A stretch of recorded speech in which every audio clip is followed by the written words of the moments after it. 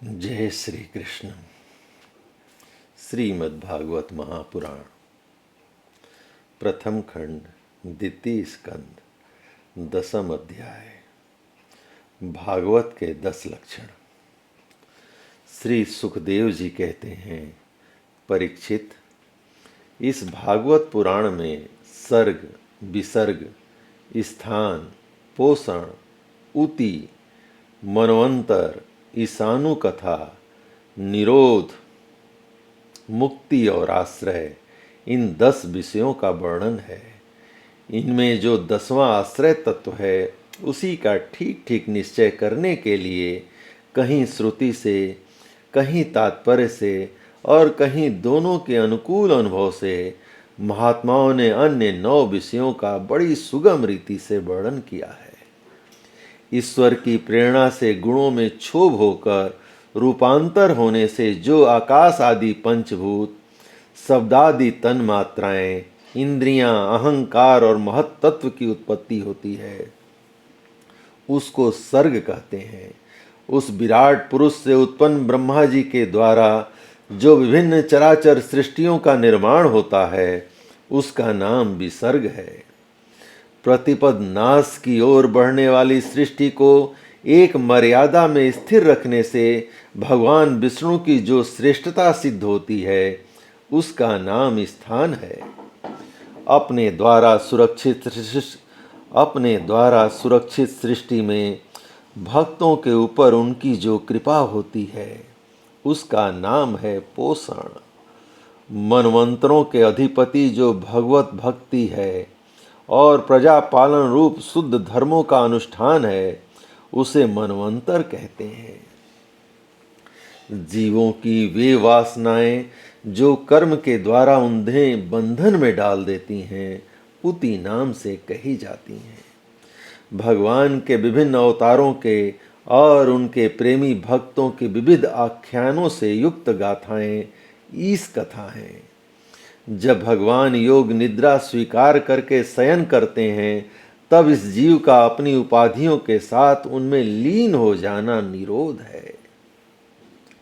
अज्ञान कल्पित कृतत्व, भोक्तृत्व आदि अनात्म भाव का परित्याग करके अपने वास्तविक स्वरूप परमात्मा में स्थित होना ही मुक्ति है। परीक्षित, इस चराचर जगत की उत्पत्ति और प्रलय जिस तत्व से प्रकाशित होते हैं, वह परम ब्रह्म ही आश्रय है। शास्त्रों में उसी को परमात्मा कहा गया है। जो नेत्र आदि इंद्रियों का अभिमानी दृष्टा जीव है, वही इंद्रियों के अधिष्ठात्री देवता सूर्य आदि के रूप में भी है। और जो नेत्र गोलक आदि से युक्त दृश्य देह है, वही उन दोनों को अलग अलग करता है।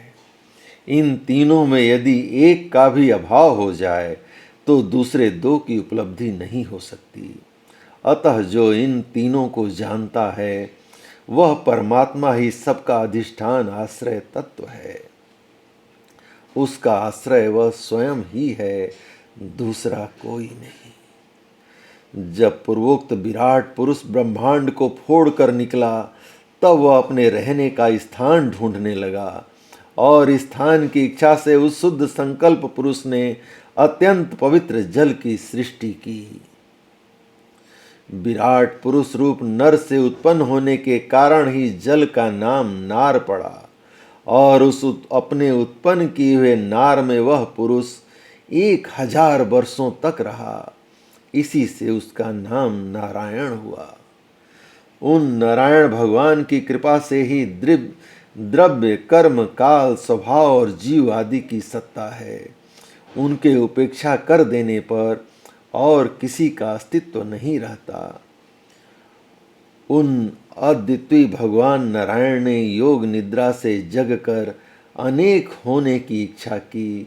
तब अपनी माया से उन्होंने अखिल ब्रह्मांड के बीज स्वरूप अपने स्वर्णमय वीर्य को 3 भागों में विभक्त कर दिया। अधिदेव, अध्यात्म और अधिभूत। परीक्षित, विराट पुरुष का एक ही वीर्य 3 भागों में कैसे विभक्त हुआ, सुनो।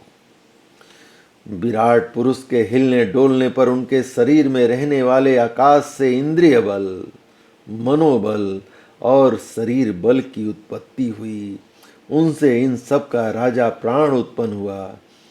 जैसे सेवक अपने स्वामी राजा के पीछे पीछे चलता है, वैसे ही सबके शरीर में प्राण के प्रबल रहने पर ही सारी इंद्रियां प्रबल रहती हैं, और जब वह सुस्त पड़ जाता है, सारी इंद्रियां भी सुस्त हो जाती हैं। जब प्राण जोर से आने जाने लगा, तब विराट पुरुष को भूख प्यास का अनुभव हुआ।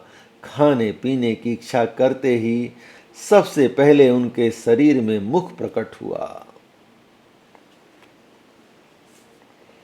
मुख से तालु और तालु से रसेंद्री प्रकट हुई। उसके बाद अनेकों प्रकार के रस उत्पन्न हुए, जिन्हें रसना ग्रहण करती है। जब उनकी इच्छा बोलने की हुई, तब वाक इंद्री, उसके अधिष्ठात्री देवता अग्नि और उनका विषय बोलना, ये तीनों प्रकट हुए। इसके बाद बहुत दिनों तक उस जल में ही वे रुके रहे। श्वास के बेग से नासिका छिद्र प्रकट हो गए। जब उन्हें सूंघने की इच्छा हुई, तब उनकी नाक घ्राणेन्द्रिय आकर बैठ गई, और उसके देवता गंध को फैलाने वाले वायु देव प्रकट हुए। पहले उनके शरीर में प्रकाश नहीं था। फिर जब उन्हें अपने को तथा दूसरे वस्तुओं को देखने की इच्छा हुई, तब नेत्रों के छिद्र, उनका अधिष्ठाता सूर्य और नेतेंद्रिय प्रकट हो गए। इन्हीं से रूप का ग्रहण होने लगा। जब वेद रूप ऋषि विराट पुरुष को स्तुतियों के द्वारा जगाने लगे, तब उन्हें सुनने की इच्छा हुई। उसी समय कान, उनकी अधिष्ठात्री देवता, दिशाएं और सोतेंद्री प्रकट हुईं। इसी से शब्द सुनाई पड़ता है। जब उन्होंने वस्तुओं की कोमलता, कठिनता, हल्कापन, भारीपन, उष्णता और शीतलता आदि जाननी चाहिए, तब उनके शरीर में चर्म प्रकट हुआ। पृथ्वी में से जैसे वृक्ष निकल आते हैं, उसी प्रकार उस चर्म में रोएं पैदा हुए, और उसके भीतर बाहर रहने वाला वायु भी प्रकट हो गया। स्पर्श ग्रहण करने वाली त्वचा इंद्री भी साथ ही साथ शरीर में चारों ओर लिपट गई, और उससे उन्हें स्पर्श का अनुभव होने लगा। जब उन्हें अनेकों प्रकार के कर्म करने की इच्छा हुई, तब उनके हाथ उगाए। उन हाथों में ग्रहण करने की शक्ति हस्तेंद्री तथा उनके अधिदेवता इंद्र प्रकट हुए, और दोनों के आश्रय से होने वाला ग्रहण रूप कर्म भी प्रकट हुआ। जब उन्हें अभिष्ट स्थान पर जाने की इच्छा हुई, तब उनके शरीर में पैर उगाए। चरणों के साथ ही चरण इंद्री के अधिष्ठाता रूप में वहां स्वयं यज्ञ पुरुष भगवान विष्णु स्थित हो गए, और उन्हीं में चलना रूप कर्म प्रकट हुआ।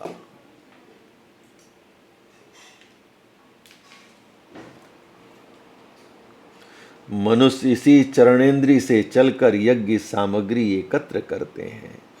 संतान, रति और स्वर्ग भोग की कामना होने पर विराट पुरुष के शरीर में लिंग की उत्पत्ति हुई। उसमें उपेस्थेंद्रिय और प्रजापति देवता तथा इन दोनों के आश्रय रहने वाले काम सुख का आविर्भाव हुआ। जब उन्हें मल त्याग की इच्छा हुई, तब गुदा द्वार प्रकट हुआ। तत्पश्चात उसमें वायु, इंद्रिय और मित्र देवता उत्पन्न हुए। इन्हीं दोनों के द्वारा मल त्याग की क्रिया संपन्न होती है। अपान मार्ग द्वारा एक शरीर से दूसरे शरीर में जाने की इच्छा होने पर नाभि द्वार प्रकट हुआ। इससे अपान और मृत्यु देवता प्रकट हुए। इन दोनों के आश्रय से ही प्राण और अपान का बिछोह यानी मृत्यु होती है। जब विराट पुरुष को अन्न जल ग्रहण करने की इच्छा हुई, तब कोख, आंतें और नाड़ियां उत्पन्न हुई।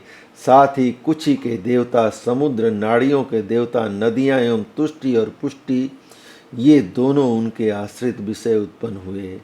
जब उन्होंने अपनी माया पर विचार करना चाहा, तब हृदय की उत्पत्ति हुई। उससे मन रूप इंद्रिय और मन से उसका देवता चंद्रमा तथा विषय, कामना और संकल्प प्रकट हुए।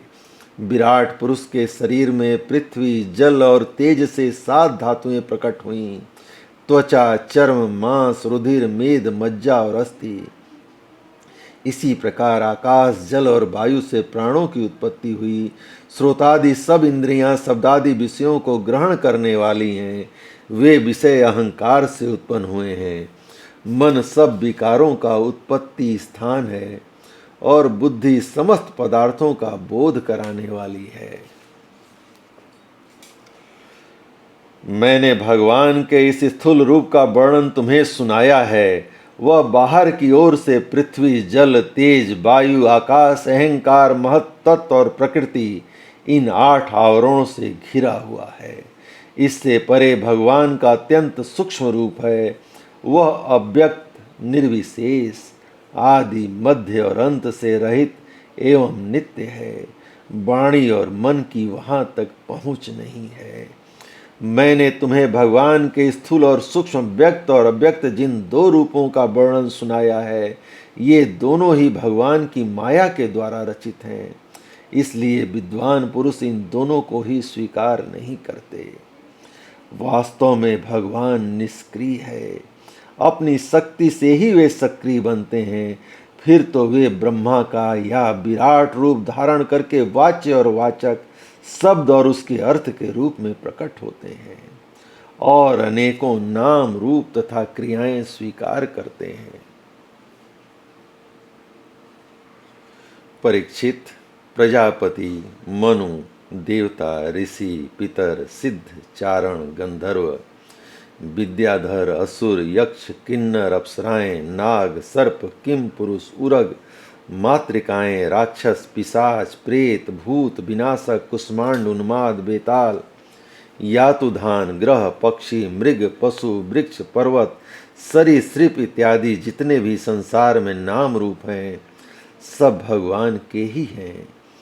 संसार में चर और अचर भेद से 2 प्रकार के तथा जरायुज, अंडज, स्वदेज और उदिभज भेद से 4 प्रकार के जितने भी जलचर,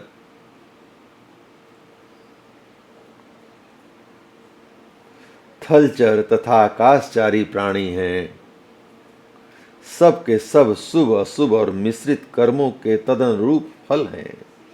सत्व की प्रधानता से देवता, रजोगुण की प्रधानता से मनुष्य और तमोगुण की प्रधानता से नारकी योनियां मिलती हैं। इन गुणों में भी जब एक गुण दूसरे 2 गुणों से अभिभूत हो जाता है, तब प्रत्येक गति के 3-3 भेद और हो जाते हैं। वे भगवान जगत के धारण पोषण के लिए धर्म में विष्णु रूप स्वीकार करके देवता, मनुष्य और पशु, पक्षी आदि रूपों में अवतार लेते हैं तथा विश्व का पालन पोषण करते हैं। प्रलय का समय आने पर वे ही भगवान अपने बनाए हुए इस विश्व को कालाग्नि स्वरूप रुद्र का रूप ग्रहण करके अपने पैरों में वैसे ही लीन कर लेते हैं जैसे वायु मेघमाला को। परीक्षित, महात्माओं ने अचिंत्यश्वर्य भगवान का इसी प्रकार वर्णन किया है, परंतु तत्वज्ञानी पुरुषों को केवल इस सृष्टि, पालन और प्रलय करने वाले रूप में ही उनका दर्शन नहीं करना चाहिए, क्योंकि वे तो इससे परे भी हैं। सृष्टि की रचना आदि कर्मों का निरूपण करके पूर्ण परमात्मा से कर्म या कर्तापन का संबंध नहीं जोड़ा गया है। वह तो माया से आरोपित होने के कारण कृतत्व का निषेध करने के लिए ही है। यह मैंने ब्रह्मा जी के महाकल्प का अवान्तर कल्पों के साथ वर्णन किया है। सब कल्पों में सृष्टि क्रम एक सा ही है। अंतर है तो केवल इतना ही कि महाकल्प के प्रारंभ में प्रकृति से क्रमशः महत तत्व आदि की उत्पत्ति होती है और कल्पों के प्रारंभ में प्राकृत सृष्टि तो ज्यों की त्यों रहती ही है।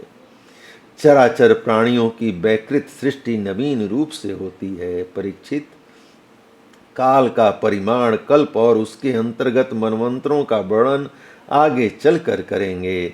अब तुम पाद कल्प का वर्णन सावधान होकर सुनो। सौनक जी ने पूछा, सुत जी, आपने हम लोगों से कहा था कि भगवान के परम भक्त विदुर जी ने अपने अति दुरत्यज्य कुटुंबियों को भी छोड़कर पृथ्वी के विभिन्न तीर्थों में विचरण किया था। उस यात्रा में मैत्रेय ऋषि के साथ अध्यात्म के संबंध में उनकी बातचीत कहाँ हुई तथा मैत्रेय जी ने उनके प्रश्न करने पर किस तत्व का उपदेश किया। सुत जी, आपका स्वभाव बड़ा सौम्य है, आप विदुर जी का वह चरित्र हमें सुनाइए। उन्होंने अपने भाई बंधुओं को क्यों छोड़ा, फिर उनके पास क्यों लौट आए। सुत जी ने कहा, सौनकादि ऋषियों, राजा परीक्षित ने भी यही बात पूछी थी। उनके प्रश्नों के उत्तर में श्री सुखदेव जी महाराज ने जो कुछ कहा था वही मैं आप लोगों से कहता हूँ, सावधान होकर सुनिए। जय श्री कृष्ण। इस प्रकार भगवान श्री कृष्ण की महत कृपा से श्रीमद् भागवत महापुराण का प्रथम खंड द्वितीय स्कंद का 10वां अध्याय और इसके साथ ही द्वितीय स्कंद पूर्ण हुआ। जय श्री कृष्ण।